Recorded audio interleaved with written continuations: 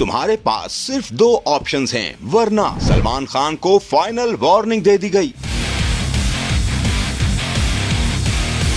दबंग खान मुश्किल में फंस गए, एक और सख्त पैगाम दे दिया गया। चुलबुल पांडे के लिए जान बचाने के लिए सिर्फ 2 ऑप्शंस, अगर बात ना मानी तो फिर जिंदगी का खातिमा। बिश्नोई गैंग ने सलमान खान को वार्निंग दे दी।